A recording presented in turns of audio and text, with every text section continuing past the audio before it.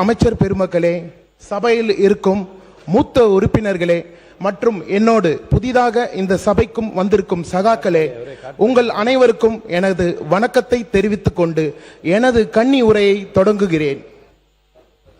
இந்த பேரவையில் காட்பாடி சட்டமன்ற தொகுதி மக்களின் பிரதிநிதியாக 30 ஆண்டுகளுக்கு பிறகு தளபதி மாண்புமிகு தமிழக முதலமைச்சரின் ஆசியால் மருத்துவனாக பணிபுரிந்த என்னை இந்த மாமன்றத்திற்கு அனுப்பி வைத்த எனது காட்பாடி தொகுதி மக்களுக்கு கோடான கோடி நன்றியை முதலில் தெரிவித்துக் கொள்கிறேன்.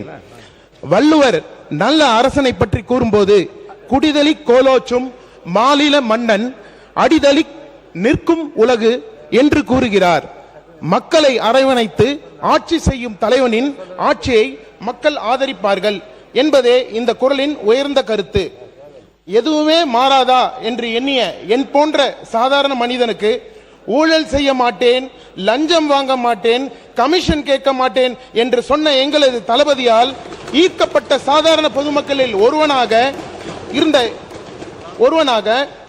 இருந்த என்னை அரசியலில் ஈடுபட்டு காட்பாடி தொகுதிக்கு என்னை வேட்பாளராக தேர்வு செய்து முன்னாள் நீர்வளத்துறை அமைச்சரும் திமுகவின் முக்கிய தூண்களில் ஒருவரும் பொதுச் செயலாளர் ஆகிய திரு துரைமுருகன் சார் அவர்களை எதிர்த்து வெற்றி பெற செய்து மாற்றத்தை கொண்டு வந்த இந்த ஒற்றை முகத்து சொந்தக்காரராகிய மாண்புமிகு தமிழக முதலமைச்சர் திரு சி ஜோசப் விஜய் சார் அவர்களுக்கு எனது முதற்கண் நன்றியையும் வணக்கத்தையும் தெரிவித்துக் கொள்கிறேன். இந்த தேர்தலுக்கு முன்பு எதிர்கட்சி வரிசையில் அமர்ந்து கொண்டிருப்பவர்கள் நமது டிவிகே கட்சியை பார்த்து ஏளனமாக இவர்கள் 4%, 6%, அதிகம் போனால் 10% மேலாக ஓட்டு வாங்க மாட்டாங்க என சொன்ன முதிர்ந்த அரசியல்வாதிகளுக்கு எங்கள் தலைவர் இந்திய அரசியல் வரலாற்றிலேயே, ஏன் உலகத்திலேயே ஒரு பெரிய அதிர்ச்சி வைத்தியம் கொடுத்து வெற்றி வாகை சூடி அனைவரின் வாய்களை மூடிவிட்டார். காட்பாடி சட்டமன்ற உறுப்பினர் அலுவலகம் பல ஆண்டுகளாக செயல்படாமல் மூடப்பட்டு இருந்தது. இதனால் பொதுமக்கள் தங்களது குறைகளை நேரடியாக தெரிவிக்கவும் அரசின் நலத்திட்டங்கள் சம்பந்தமாக ஆலோசனை பெறவும் மிகவும் சிரமத்தை சந்தித்து வந்தார்கள். மக்களின் நீண்ட எதிர்பார்ப்பை நிறைவேற்றும் வகையில் தற்போது அந்த அலுவலகம் நமது டிவிகே ஆட்சி வந்தவுடன் முள் செடிகளால் புதர் மண்டலமாக காட்சி அளித்த சட்டமன்ற அலுவலகத்தை சீர்படுத்தி மீண்டும் திறக்கப்பட்டு பொதுமக்களின் பயன்பாட்டிற்கு கொண்டு வந்துள்ளேன். இந்த கட்டடம் திறந்தது மட்டும் பெரிய விஷயம் அல்ல. மக்களுக்கும் காட்பாடி சட்டமன்ற உறுப்பினரான எனக்கும் நேரடி தொடர்பு உருவாக்கப்பட்டுள்ளது. இதனால் காட்பாடி தொகுதி மக்கள் தங்களது கோரிக்கைகள், குறைகள் மற்றும் வளர்ச்சி திட்டங்கள் குறித்து எளிதாக அணுகி பயனடைஞ்சிட்டு இருக்காங்க. இந்த அலுவலகம் மக்களின் நம்பிக்கை பெற்ற மக்கள் சேவை மையமாக இனி தளபதி இருக்கும் காலம் வரை காட்பாடியில் டிவிகே ஆட்சி ஒன்றே திறம்பட செயல்படும். அதுவரை எந்த கொம்பராலும் அசைக்க முடியாத கோட்டையாக காட்பாடி விளங்கும். முன்னாள் அமைச்சர் திரு துரைமுருகன் சார் அவர்கள் இந்த அவையில் பல ஆண்டுகளாக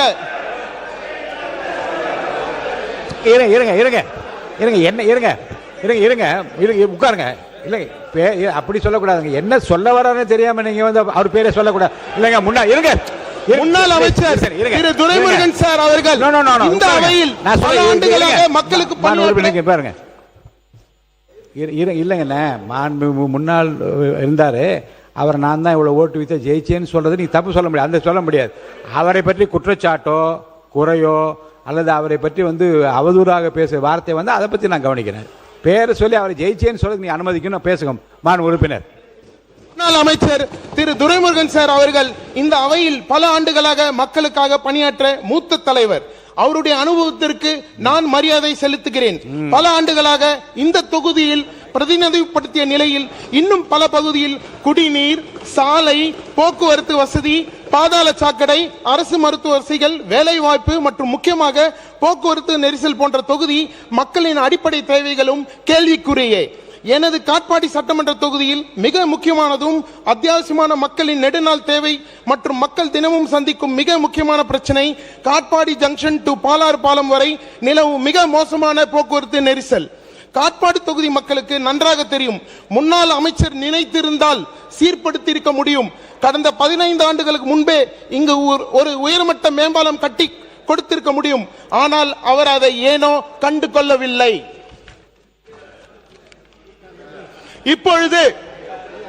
இப்பொழுது நமது டிவிகே ஆட்சி அமைந்தவுடன் தொடர்ந்து பேசுங்க. மானிய கோரிக்கை பத்தி பேச இப்பொழுது நமது டிவிகே ஆட்சி அமைந்தவுடன் அப்படி இல்லை, எந்த ஒரு சாதாரண பொதுமக்களும் உட்காருங்க. அவர்கள் மாண்புமிகு பேரவைத் தலைவர் அவர்களே, காட்பாடி தொகுதியிலே தொடர்ந்து 10 முறை சட்டமன்றத்தில் வெற்றி பெற்றவர் எங்கள் கட்சியினுடைய பொதுச் செயலாளர். அவர்தான் அந்த ஊரிலே பல்கலைக்கழகத்திலிருந்து, அனைத்து பேருந்து நிலையத்திலிருந்து, சாலைகளிலிருந்து, பாதாள சாக்கடை திட்டத்திலிருந்து, குடிநீர் திட்டங்களிலிருந்து, பாலங்கள் வரை கட்டியவர் நம்முடைய முன்னாள் அந்த அமைச்சர் அவர்கள். எனவே ஒரு முறை இப்போது வெற்றி பெற்று உடனடியாக ஒன்று செய்யவில்லை என்று சொல்வதெல்லாம் சரியாக இருக்காது. எனவே அவரை போல் மற்ற சட்டமன்ற உறுப்பினர்கள் அவர் என்ன செய்திருக்கிறார் என்பதை பார்த்து செய்யக்கூடிய அளவிற்கு பல காரியங்களை செய்தவர் என்பதை தெரிவித்துக் கொள்கிறேன். ரொம்ப சிறப்பாக பேசிய காலம் ஒன்று 80 நான் எம்எல்ஏ இருக்கிற போது இடி மழை மின்னல் என்று Rahman Khan sir, Subbu sir and Duraiman sir வந்து எழுந்து பேசியதெல்லாம் நினைவில் இருக்கிறது. உறுப்பினர்கள் நீங்க தொடர்ந்து பேசலாம். முன்பு பிரபல மூத்த நடிகர் ஒரு விழாவில் திமுகவின் கட்சி தலைவருக்கு மறைமுகமாக மூத்த உறுப்பினர்களை பற்றி பேசும்போது, அவர்கள் கட்சியில் பல பழைய ஸ்டூடெண்ட்ஸ் இருக்காங்க, அதுலயும் ஃபெயிலே ஆகாத அந்த ரேங்க் ஹோல்டிங் ஸ்டூடெண்ட்ஸ் கிளாஸே விட்டு போக மாட்டேன்னு இருந்தாங்க. அப்படிப்பட்ட அந்த அசாத்தியமான பழைய ஸ்டூடெண்ட்ஸையே எங்கள் தளபதி ஒருவரால் மட்டுமே அவர்களை ஃபெயில் ஆக்கிவிட்டு அந்த கிளாஸ் ரூமின் வாத்தியாரையும் வெளியே அனுப்பிவிட்டார். தேர்தல் பிரசாரத்தில் திரு துரைமுருகன் சார் அவர்கள் பிரச்சாரத்தில் ஈடுபட்ட போது காட்பாடி ஒரு டிஎம்கேவின் கோட்டை, அவரை ஜெயிக்க வைத்தால் அது ஒரு பெரிய ரெக்கார்ட் பிரேக் அமைய காட்பாடி தொகுதி மக்களிடம் மன்றாடினார். ஆனால் அந்த ரெக்கார்ட் பிரேக்கை செய்து அவருக்கு ரெஸ்ட் கொடுத்து காட்பாடியை பெஸ்ட் ஆக்கி அந்த டிஎம்கே கோட்டையை டிவிகே கோட்டையாக மாற்றியவர் எங்கள் தளபதி மாண்புமிகு தமிழக முதலமைச்சர் அவர்கள் மட்டுமே.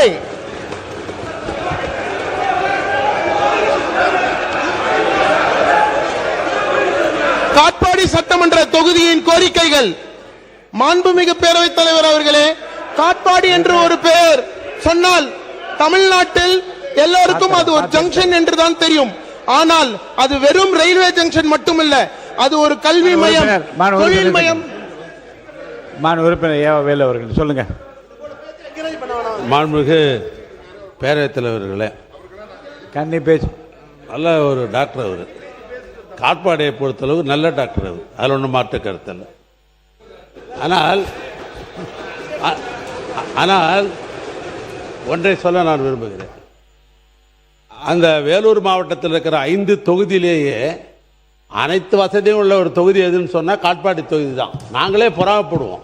ஏன்னா அந்த அளவுக்கு அந்த தொகுதியில் வந்து எல்லாத்தையும், திருவள்ளூர் பல்கலைக்கழகமாக இருக்கட்டும், தாலுகா ஆஃபீஸாக இருக்கட்டும், அல்லது சட்டக்கல்வியாக, இப்படி பார்த்து பார்த்து அவர் செய்தவர். அவரை ஒரு உதாரணமாக வைத்துக்கொண்டு புதிய வந்திருக்கிற சட்டமன்ற உறுப்பினர் அவருக்கு நான் போட்டியாக இதெல்லாம் செய்ய போகிறேன்னு சொன்னாக்கா அது வந்து சிறப்பாக இருக்கும். அதை விட்டு அது குறைப்படுவது என்பது தவறு. ஒன்று, இந்த மட்டமன்றத்தில் என்ன மரபுன்னு கேட்டீங்கன்னா, இது வரைக்கும் இங்கே இல்லாத உறுப்பினர்களை பற்றி யாரும் பேசுறதில்லை. அது உங்களுக்கே தெரியும். நீங்கள் உங்களுக்கு தெரியாத விஷயமே கிடையாது.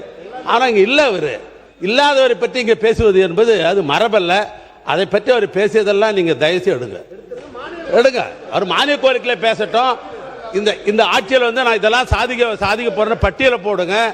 அமைச்சரை வைத்துக்கொண்டு, இந்த அமைச்சரை வைத்துக்கொண்டு என்னுடைய தொகுதி அப்படி வளர்ச்சிப்பட போறேன், அவரோட சிறப்பாக செய்ய போறேன்னு சொல்லுங்க.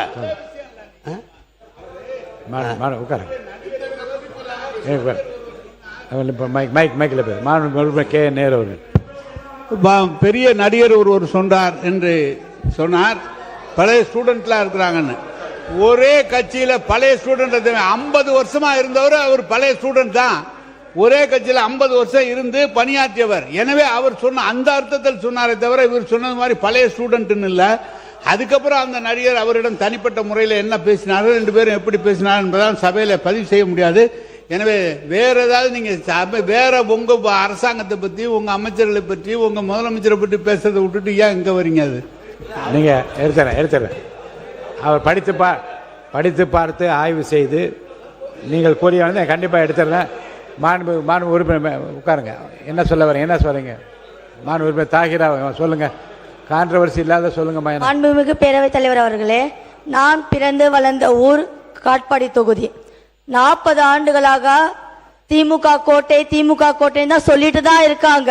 நான் நேத்தே சொன்னேனே, அது எதுவுமே அவங்கள பண்ணல. இப்பதான் உங்க கோட்டை அவர் சொல்லிட்டு போதும். உட்காருங்க. இப்போ டிவிகே கோட்டையை நாங்க எடுத்துட்டு நிக்க முடியல. உட்காருங்க.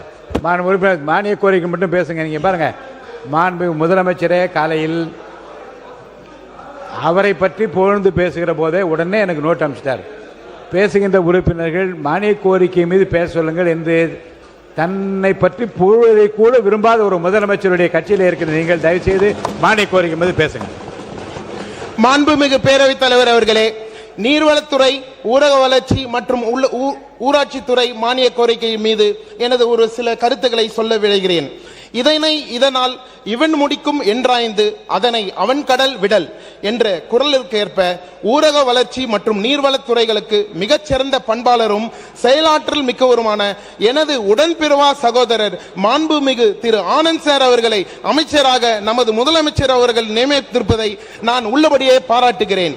ஊரக வளர்ச்சி மற்றும் ஊராட்சித்துறை மானிய கோரிக்கை கொள்கை விளக்கு குறிப்பு புத்தகம் பக்கம் 3 ஊரக பகுதிகளின் வளர்ச்சியே மாநிலத்தின் ஒட்டுமொத்த சமூக பொருளாதார வளர்ச்சிக்கு மிக அத்தியாவசியமானது என்பதை அரசு நன்கு உணர்ந்துள்ளது என்றும் அனைத்து கிராமங்களிலும் உட்கட்டமைப்பு வசதிகள், வாழ்வாதார வாய்ப்புகள் மற்றும் பொது சேவைகளை மேம்படுத்தும் வகையிலான உள்ளடக்கிய வளர்ச்சி உத்தியை அரசு நடைமுறைப்படுத்தி வருகிறது என்றும் தெரிவிக்கப்பட்டுள்ளதை நான் வரவேற்கிறேன். பக்கம் 14 கொள்கை கட்டமைப்பு, வறுமை ஒழிப்பு, வாழ்க்கை தரத்தை மேம்படுத்துதல் மற்றும் ஆட்சி முறையை வலுப்படுத்துதல் ஆகிய 3 முக்கியமான தூண்களை அடிப்படையாக கொண்டது என்று தெரிவிக்கப்பட்டுள்ளது. இதனை உள்ளபடியே நான் பாராட்ட கடமைப்பட்டிருக்கிறேன். மாண்புமிகு பேரவைத் தலைவர் அவர்களே, வேலூர் மாவட்டத்திற்கு பாலாறு புனரமைப்பு திட்டம் பற்றி பேச கடமைப்பட்டிருக்கிறேன்.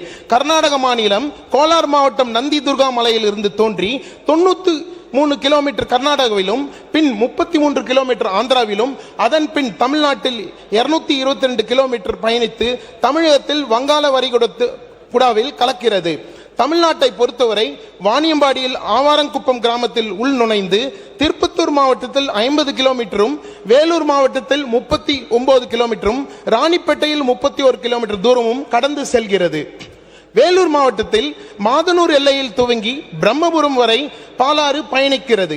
திருப்பத்தூர் மாவட்டம் மற்றும் ராணிப்பேட்டை மாவட்டங்களில் கடந்த காலங்களில் தோல் தொழிற்சாலை கழிவுகளால் மாசு அடைந்தும் தற்போது திருப்பத்தூர், வேலூர் மற்றும் ராணிப்பேட்டையில் முறையாக சுத்திகரிப்பு அமைப்புகள் செயல்படாமையால் கழிவுநீர் நேரடியாக பாலாற்றில் கலந்து பாலாறு மிகவும் மாசடைந்துள்ளது.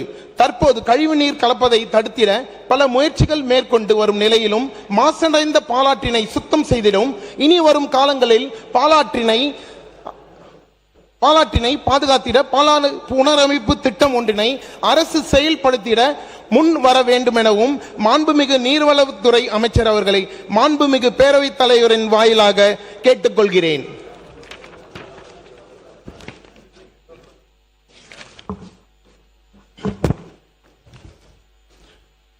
இப்பொழுது காட்பாடி சட்டமன்ற தொகுதியின் கோரிக்கை. மாண்புமிகு பேரவைத் தலைவர் அவர்களே, காட்பாடி என்று ஒரு பெயர் சொன்னால் தமிழ்நாட்டில் எல்லோருக்கும் அது ஒரு ஜங்ஷன் என்றுதான் தெரியும். ஆனால் அது வெறும் ரயில்வே ஜங்ஷன் மட்டுமல்ல, அது ஒரு கல்வி மையம், தொழில் மையம், பண்பாட்டு கலவை. உலகம் முழுவதும் இருந்து காட்பாடியில் உள்ள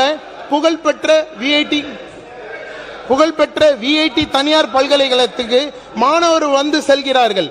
அது மட்டுமல்ல, காட்பாடி ஜங்ஷனில் இருந்து தினந்தோறும் பல ஆயிரக்கணக்கான மக்கள் வேலூர் சிஎம்சி மருத்துவமனைக்கு வந்து செல்கின்றனர். மேலும் இந்த காட்பாடி சாலை தமிழ்நாட்டையும் ஆந்திர மாநிலத்தையும் இணைக்கும் முக்கியமான சாலை. இரட்டை நகரங்களான காட்பாடியும் வேலூரும் பொதுமக்களுக்கு இந்த காட்பாடி ஜங்ஷனிலிருந்து பாலாறு ஆற்றை கடக்கும் சாலை வரை தினந்தோறும் போக்குவரத்து நெரிசலால் அவதிப்படுகின்றனர். ஆதலால் நமது மாண்புமிகு தமிழக முதல்வரையும் மாண்புமிகு பொதுப்பணித்துறையும் நெடுஞ்சாலைத்துறை அமைச்சரையும் இந்த காட்பாடி நகரத்திற்கு காட்பாடி ஜங்ஷனில் இருந்து பாலாற்று பாலம் வரை உயர்மட்ட மேம்பாலம் ஒன்றை தொலைநோக்கு பார்வையுடன் அமைத்து தர தொகுதி மக்களின் சார்பாக பணி ஒன்புடன் மாண்புமிகு பேரவைத் தலைவரின் வாயிலாக தங்களிடம் வேண்டி கேட்டுக்கொள்கிறேன். மாண்புமிகு பேரவைத் தலைவர் அவர்களே, காட்பாடி தொகுதி 50% நகரமும் 50% கிராமங்களும் கொண்ட பகுதியாகும். பல வருடங்களாக காட்பாடி சட்டமன்றத்துக்கு உட்பட்ட மகிமண்டலம், இளையநல்லூர், தேன்பள்ளி, வெப்பாலை ஆகிய கிராமத்து மக்கள் இப்பகுதியில் சிப்காட் தொழிற்பூங்கா மற்றும் அணுகுசாலைகள் அமைய எதிர்ப்பு தெரிவித்து வருகின்றனர். இதே பகுதி மக்கள் இவர்களின் நிலத்தை இவர்களுக்கு மத்திய மின்சாரத்துறையின் பவர் கிரிட் நிறுவனத்திற்கு இவர்கள் தங்களின் நிலத்தை தாரை வார்த்திருக்கிறார்கள். அது மட்டுமல்ல, இதே கிராம பகுதி மக்கள் தங்கள் நிலத்தை மீண்டும் சென்னை பெங்களூரு எக்ஸ்பிரஸ் ஹைவே அமைய இவர்களின் நிலம் மத்திய அரசால் கையகப்படுத்தப்பட்டுள்ளது. அடுத்த கட்டமாக சென்னை பெங்களூர் புல்லட் ட்ரெயின் திட்டத்துக்கும் இதே பகுதி கிராம மக்களின் நிலம் கையகப்படுத்தப்பட்டுள்ளது. இத்தனை பாரங்களையும் இதே கிராம பகுதி மக்களுக்கு ஒரு அதிர்ச்சியாக சென்ற ஆண்டு அக்டோபர் 2025 தமிழ்நாடு அரசால் கடந்த ஆட்சியாளர்களால் சிப்காட் அமைய ஜிஓ இயற்றியுள்ளார்கள். இப்பகுதி மக்கள் இவர்கள் என்ன பாவம் செய்தார்கள்? அவர்கள் கேட்பது ஒன்றே ஒன்று, எங்களுக்கு காசு வேண்டாம், எங்களுக்கு நிலம்தான் வேண்டும் என்று ஒருமித்த குரலுடன் கேட்கின்றனர்.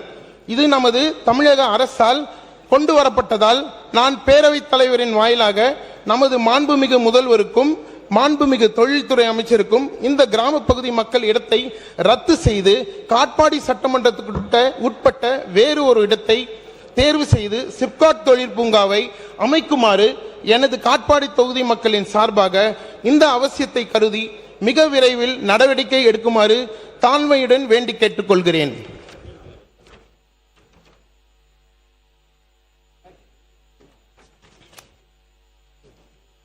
சேவூர், காரணாம்பட்டு மற்றும் அதை சுற்றியுள்ள கிராமங்களில் ஏராளமான கால்நடைகள் உள்ளன. இந்த பகுதி மக்களின் முக்கிய தொழிலாக வேளாண்மை மற்றும் கால்நடை வளர்ப்பு உள்ளது. ஆனால் இக்குறிப்பிட்ட பகுதியில் அரசு கால்நடை மருத்துவமனை எதுவும் இல்லாததால் விவசாயிகளின் அத்தியாவசிய தேவையான அரசு கால்நடை மருத்துவமனை சேவூர் டு காரணாம்பட் கிராமம் சாலை இடையே கட்டி கொடுக்க பேரவைத் தலைவரின் வாயிலாக மாண்புமிகு கால்நடைத்துறை அமைச்சர் அவர்களை கேட்டுக்கொள்கிறேன். மாற்றம் வேண்டி மக்கள் மாறிவிட்டார்கள், ஆட்சியும் மாறிவிட்டது, அதிகாரிகளும் மாறிக்கொண்டு இருக்கிறார்கள். மாற்றம் ஒன்றே மாறாதது. 30 ஆண்டுகள் அதிகாரம் இருந்தது. இன்று மக்களின் தீர்ப்பு மாற்றத்தை தேர்ந்தெடுத்துள்ளது. பதவி என்பது நிரந்தரம் அல்ல, மக்களின் நம்பிக்கையே நிரந்தரம்.